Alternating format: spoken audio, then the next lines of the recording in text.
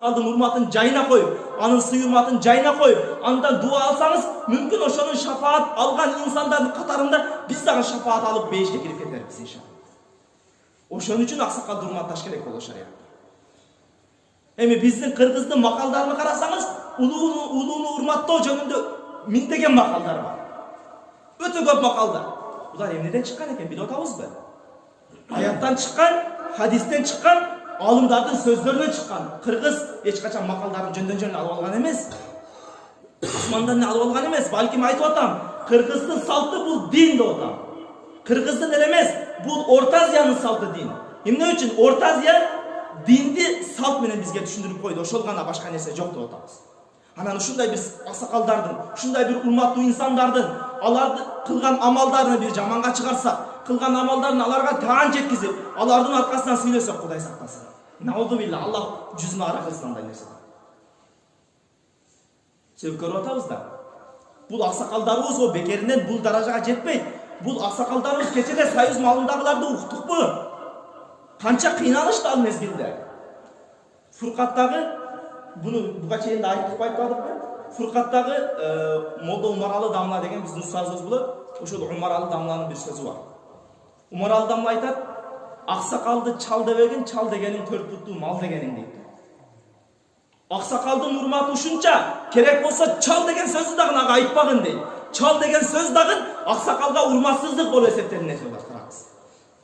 Көрдүңүзбү аксакалды кандай урматташ керек? Dinimiz aksakaldardı, ulu жаштагыларды кандай урматтоону dinimiz үйрөтүп кеткен. Анан биздин кебирлерибиз аксакалдар жештен бошобойт, аксакалдар мынадан бошобойт, аксакалдар жийиштир аларга сөз атууну. Чоңдорго сөз атууну жийиштир. Аталарыбызга сөз атууну жийиштир. Жет атабызга сөз атууну жийиштир. Ал нерсени токтот, эсиң бар дейт теңинчи. Алардын аркасынан сүйлөбө. Алардын дуасын ал, аларды урматта. Эртең кыямат ошо 90 жаштагы аксакалдын шафаатындагы инсандардын катарына биз дагы кирип калайлы. Алардын аркасынан сүйлөп, алардын жегенини, алардын кылганын, о кечеги Союздагы кылган амалдардын бирөөсүн да биз кыла элекпиз. Ошол эле Умаралы Дамла азыркы айткан, азыркы сөздө айткан Умаралы Дамланы бир жагынан күйөө боласың, экинчи жагынан шагирти болот. Биздин устазыбыз болот Молда Ахматали Дамла. Ошол Ахматали Дамланын окуп аткан мезгилинде эле бир кыйынчылык жагдайларды айтайын.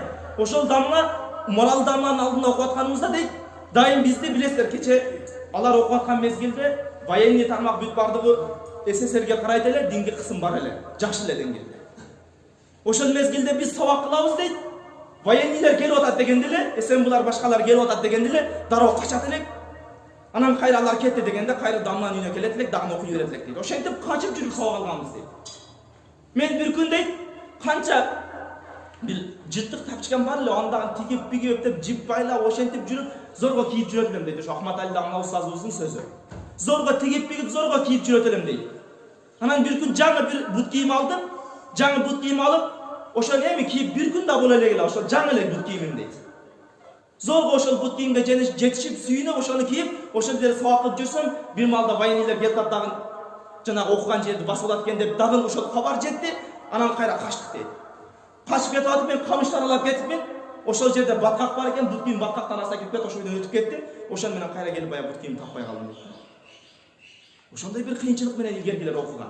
Ошондой бир кыйынчылык менен илгеркилер биз динди жеткизген. Ошондой бир кыйынчылык заман менен башын кетсе дагы, башкан кетсе дагы, апарып камаса дагы тикеден тик туруп, кызмат кылып динди бизге жеткизген инсандардын кылган амалдарын ширкке чыгарсак, алардын кылган амалдарын арамга чыгарсак, алардын кылгандарынын бир туура эмес шариатта жок, мындай тигиндей десек, бидат десек, анда биз кандай кызмат кылган болобуз? Азыркыларга ишенбейли, азыркыларга. Азыр биз жеңил сабак алабыз. Өтө биздин сабак алган мезгилдеги сабактын кыйынчылыгын кыйынчылык деп аташтын деле кереги жок. Азыр эч бир кыйынчылык жок. Бардык нерсе бар. Керек болсо медреселерди караңыз, Аристондордон бери бар. Ысык суу, муздак суу бардык шарт бар. А илгеркилер ошончо кыйналып, сабакты бизге жеткизип, динди бизге, илимди бизге жеткизип келсе, анан аларды кылгандарын ширкке, арамга, бидатка чыгарсак, анда биз көзүбүз көр болот. Анда акырыбыз жаман болот. Тарыхын унуткан инсан, ата бабасын унуткан инсан, эч качан ал инсандын келечеги жок. Тарыхын унуткан улуттун эч качан келечеги болбойт. Tariximizni esen chiqarmayli. Oşol tariximizda bizga dinni ata-bobamiz yetkazib keldi. Oşol tariximizni esen chiqarmayli. Misalga aytdik, bulga cheyin ko'p Muhammad Hindistani deb Qo'qondan chiqqan damlar, O'rta Osiyoga ilm yetkazgan 45 yil ilm olgan damlar. 45 yil. Oşol Muhammad Hindistani damlarning ömür bayonidan o'ta ko'p aytdik bulga cheyin. Dag'in bir aytsam, oşol Muhammad Hindistani damlar Deyband degan bir yer var, oşol yerda bir medrese. Hindistan tarafta. Oşol Deybandda o'qib yurganda, oşol mezgilde adashmasam uydan chiqqanina, uydan chiqib, uy bilosini ko'rib o'sdan ilim alıp başlaganında 35 yıl bo'ladi. 35 yıl uy bilosini ko'rmaydi. O'shanchib savoq olib yurganda ustozdan javob so'raydi. Men ayilga borib bir usta uy bilomi ko'rib kelsam, qabul olib kelsam 35 yılda. Anan ustozim ma'qul deb javob beradi. Anan oşol yerden poyezdga o'tiradi. Poyezdga o'tirib, oşol poyezddan uğat. O özü ustazımız, oşol Qo'qonda yaşagan. Oşol poyezdda Qo'qondik adamlar bar ekan deb uğatdi. Anan bayaqlarga kirib surashtirib ko'rayinchi deb bayağı poyezdin janağı vagonuna chiqsa, bayağı vagonda Qo'qondiklar bar ekan. Anan surashtirib tur 3-4 aqsaqal o'tiradi ekan. Bayaqlardan surashtirib Palanchi degan ayıldı bilesizmi? Palanchi ayılda Palanchi degan aqsaqalni tanıysizmi? Oşol adamni tanıysizmi dese, arasında birөөsü atası ekan. Janağı atasını tanımay kalıptır gerek olsa 35 yıl ilim aldı. Uy bilosida kebesden. Anan oşondoy dinge xizmat qilib ketken, oşondoy dengelde ilim alıp ketken insanlardan kılgan armağanını jokka çıkarsak, alardan kılıp ketken nerselerini jokka çıkarsak, alardan kılganlarını bid'atga, aramga çıkarsak, anda biz akıllı жақсы olmaydı. Anda biz urpaqlarımızga жақсы din kaldırmayız. Aytıp atam, buga çeyin dagın aytты. Keçe 30 yıl murdağı dindi kayra alıp geleydi bizge, 30 yıl murdağı. 30 yıl murun bizde Orta Asya'da ihtilaf mesele bolgan emes. Bu yerdeki bir alım bir söz söylese, Özbekistan, Tacikistan'daki alım oşol fatvanı bergen. Azırçı bir ayıldak ekim olduğunun sözü birbirine dal gelmeydi. Oşol için aytıp atam, aksakaldar atalarыңардан dindi kanday görsenizdir, oşol tarizde alıp keteyli de otam. Oşol tarizde dindi ulantaylı. Azırkı canı çıkan mağa oşoğun jaş mollarga işenmeyli. Balkim atalarımızdan dindi kanday görsün. Atalarımız dindi bizge kanday jetkizgen bolsun. Oşen turpaqlarga jetkizip bereyliçi. Jogotуп албайлычы деп күйүп айтканымдын себеби ушул болуп атат. Биздин Кыргызстанда кабыл алынган дин, расмий din dagın asıl muras, salttуу ата-бабабыз карманып келип аткан din деген мыйзамда бар бул нерсе. Мыйзам боюнча дагы ошондой. Мыйзамыбызда биздин ата-бабабыз карманып келип аткан динди бизге үйрөтүп атат. Анан биз ошол динди урпактарыбызга ошол бойдон жеткизейли. Азыркы 10-15 жылда жаңы чыккан анча-мунчаларını көңүлгө албайлы. Балким илгеркилердин сөзүн алайлы, илгеркилердин сөзү менен жүрөйлү, илгеркилердин кылган амалы ушул дин деп бизге нени жеткизсе, эмнени көргөзсө ошону улантып кетейли. Себеп көрүп атасыздар, Ошко чыгыңыздар бир. Раванга чыгыңыздар бир. Бишкекке барыңыздар бир. Мектептерге кирип намаз окусаңыз бир. Намаз окуганы карасаңыз, bir катарда 20 адам болса, 20-тасы 20 кыл намаз окуйт. 20 kıl turadi namazda turgandачы. Namazda 100 adam kirgen bolsa, namaz бүтүп, farzda бүткөндө 100 adamda 20'sı çıkıp ketет. Sünnötleri жок. Sünnet okуп бүткөндөн кийин 80'tası çıkıp ketет. 20'tası oturат zikirgечи. Kalgan hiç kimisi yok. Bişkek'te gördüm ben var oşon nerseni. Oştorda gördüm ben oşon nerseni. Elhamdülillah bizden ayında al nerse ali kelelek elhamdülillah. Көрүп атам жумадан кийин даже бирөөбүз чыкпайт. Асанчамча дарат кыстагандар болсо чыкпаса, балким зикирлерге толуп отуруп атабыз бардыгыбызча. Алхамдулилlah бул биз үчүн бир жакшы кабар. Эмне кабары?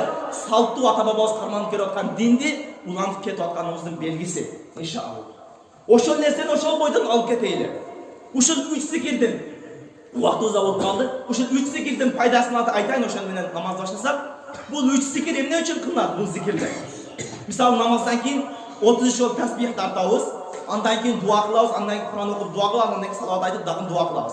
Мунун пайдасы эмнеде? Мунун пайдасын айтып кетсе, Пайгамбарыбыз саллаллаху алейхи ва саллям жанына bir gün kedeylер келди. Kedeylер келип Пайгамбарыбыз саллаллаху алейхи ва салламга арызданды. Я Расулаллах, я Аллахтын элчиси, байлар садака берет, байлар закат берет, байлар ихсан кылат, бирок биздин колубузда эч нерсе жок. Biz sadaka bir albaytağız, ihsan bir albaytağız. Kıskası aytır, sadaka elderge eç nesini tarat albaytağız. Balkim alar baylar bizde soğukta aşık et otat, soğukta bizden aldın bolup et otat dep arızlanıp Peygamberimiz almay keldi. Oşonda Peygamberimiz sallallahu aleyhi ve sellem aytты, sizler namazdan keyin 33 жолу Subhanallah, 33 жолу Elhamdülillah, 33 жолу Allahu Akbar. Ушул зикирлерди кылгыла, ушул зикирлерди кылсаңар, байлардын садакасы, байлардын зекети, байлардын ихсанында кандай сауап болсо, силерге дагы ошондой сауап берилет деди. Бул 33 зикирдин себебинен. Мынау хадисте келет: "Ман саббаха Аллах фи дубри кулли салат саласина."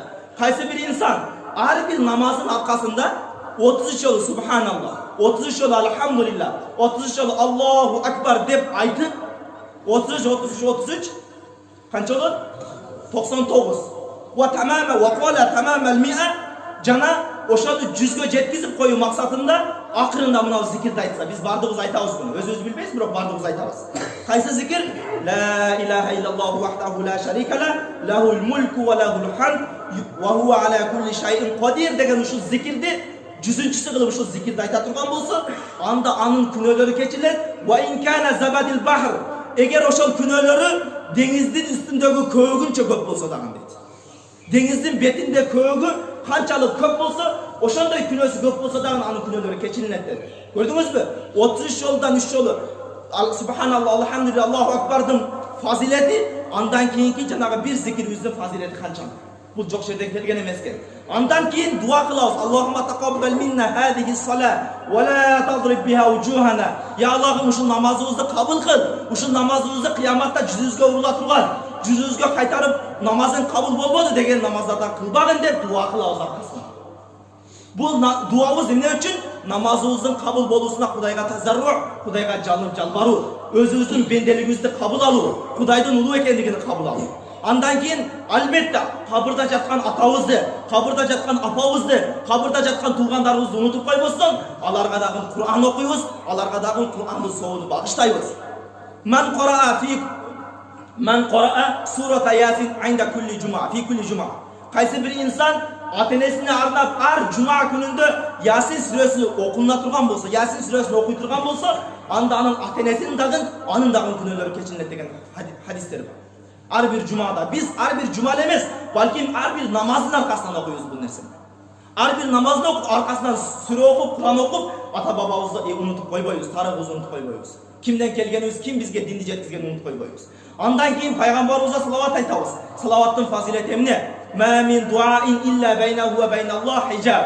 Кайсы бир жерде дуа кылынса, аны менен асмандын ортосунда бир хижаб болот. Биринчи асманга дуалар көтөрүлөт экен, бирок хижаб болуп парда тосулуп калат экен, эшик ачылбайт экен.